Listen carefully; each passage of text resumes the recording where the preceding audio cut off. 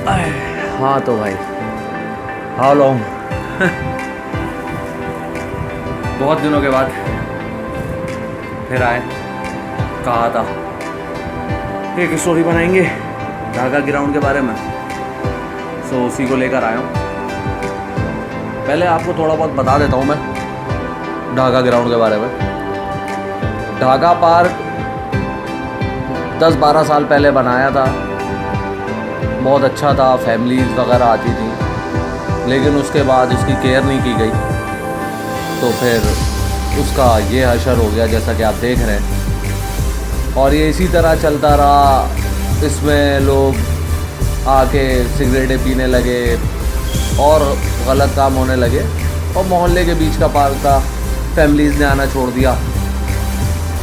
तो पिछले साल 4 अप्रैल को इधर के लड़कों ने खुद सोचा कि अब इसको दोबारा रेनोवेट करते हैं, और अपनी मदद आपके तहत किसी ने, कोई गवर्नमेंट, कोई किसी ने इसमें कुछ काम नहीं करा।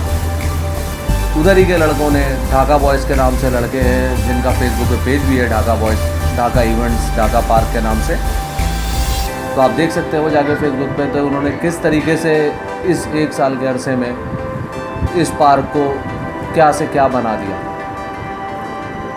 और इस पार्क के अंदर मैचेस भी दिखाए जाते हैं फ्री में, पाकिस्तान के SMD लगती है, एक गेट टुगेदर होता है मोहल्ले वालों का, बच्चे एंजॉय करते हैं आके पार्क में।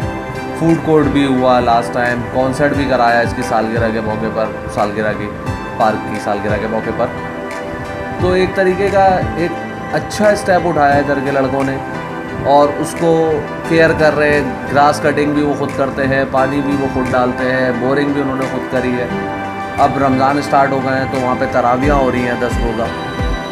बहुत अच्छा स्टेप उठाया। इसी तरह कराची को हम साफ़ कर सकते हैं अपनी मदद आपके तहत। अगर हम गवर्नमेंट की तरफ या किसी और की तरफ ना देखें तो हम खुद भी बहुत कुछ कर सकते हैं। ये हमारा मुल्क है, हमारा शहर है, हमारा घर है, हमारा एरिया है, हम इसको साफ़ कर नहीं करेंगे तो और कौन करेंगे।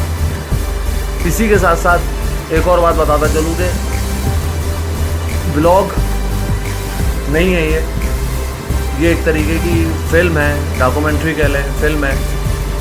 ये बनाने का मकसद सिर्फ ये है कि जिस तरीके से इन लड़कों ने मिलके इतनी मेहनत करके इस पार्क की रौनक को दोबारा बहाल करा है, इस तरह आप और मैं भी कर सकते हैं। अपने घर के बाहर, अपना घर तो हम हर कोई साफ़ रखता है, लेकिन घर के बाहर कचरा फेंक देते हैं। ये घर के बाहर भी हमारा ही घर है।